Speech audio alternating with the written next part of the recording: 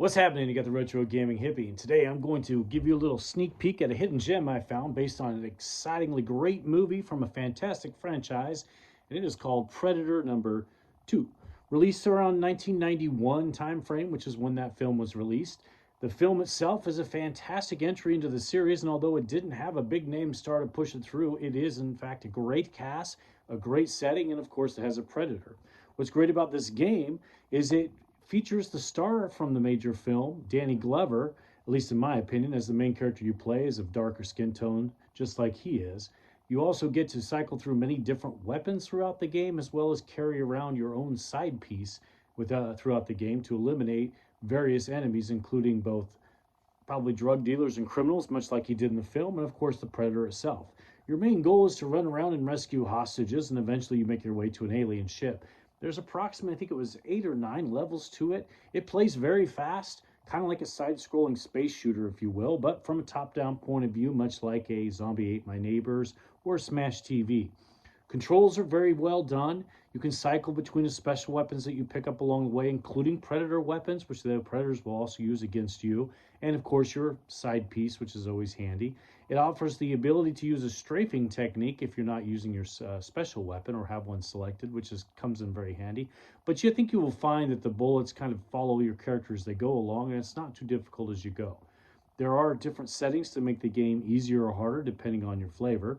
I didn't find it to be too incredibly difficult, especially on the easy setting. It didn't take me very long to run through it, and it wouldn't surprise me if this was used in some ways as a speed run type of game like I heard people like to do. I love how it brings in the predators in it, and I'll try to show you a little bit of just a sneak peek as they come through the game as you're running around trying to get hostages. Eventually, time frames will come up, and the predator's little scanner will pop up, and it's going to seek out those hostages, and I'll show you what that looks like if they find them. But that's not what you want them to do. You definitely want to find the hostages before them. But with that being said, let's fire up a little Predator 2, take a look at it. Today's little preview review is going to be brought to you by Brutus the Barber Beefcake, and of course, Skeletor is always judging. Now, I will leave the music on. I believe it gets a little bit repetitive. It does change in different areas a little bit as you play through the game, but you do have the option to turn it off and strictly go to sound effects, which I think were better. It has great graphics for the time of Sega Genesis and for the time of video gaming. The sound is fairly mediocre.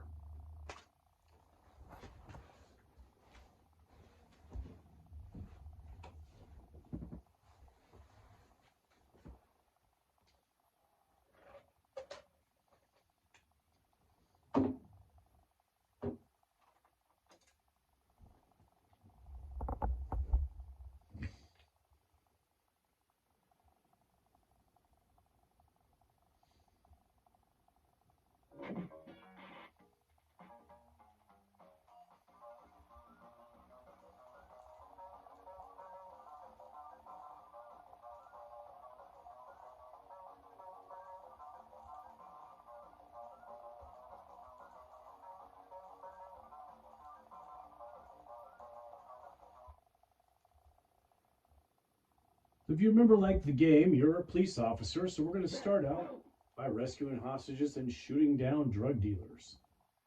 You start with this simple handgun. The best thing I find is to pile them up and get into your strafe mode. And they drop little doobies and little drug bottle pills that you pick up for points. Because of course you are a police officer. We got our first special weapon, which we can easily cycle through with the C button. And now when we push the B button, instead of strafing, we're going to use our special weapon.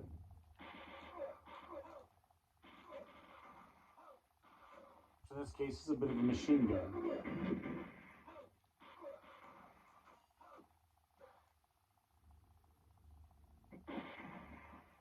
Now you hear that noise and you see that scanner. Not only does the arrow tell you where to go, but if you follow that scanner, he's going to a hostage. Whether it's on screen or off screen, if that scanner gets to that hostage before you, eyeballs go flying on the screen. And that includes yourself, who the predator will target later on as you try to get through levels.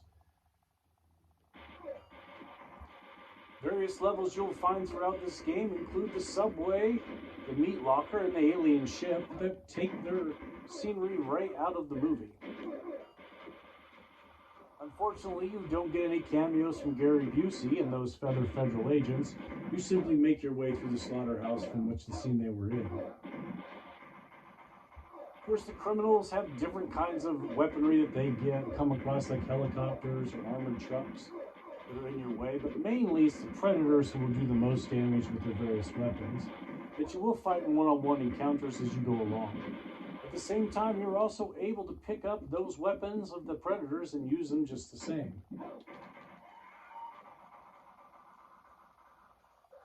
The good thing is there's no friendly fire, so no matter how much I shoot where that hostage is, I won't accidentally kill him.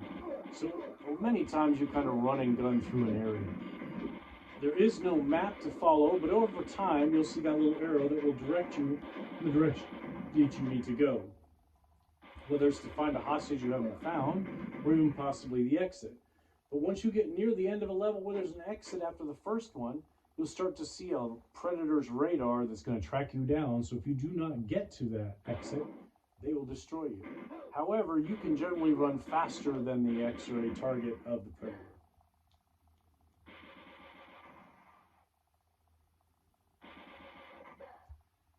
A lot of times you may find it much easier to avoid confrontation and just get the hostages and come back a different time.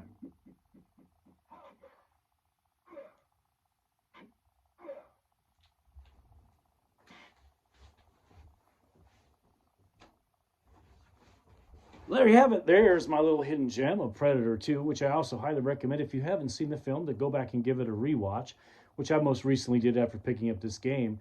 And once again, it didn't disappoint in the content of the film, the grittiness of the nature of the film, and the ensemble cast that was in the film.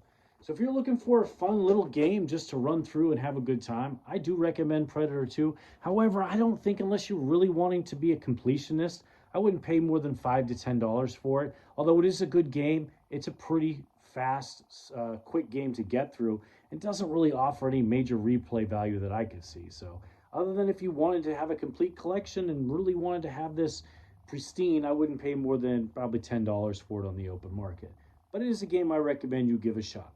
So there you have it. I'm Retro Gaming Hippie. And remember, I don't buy nostalgia because I am nostalgia.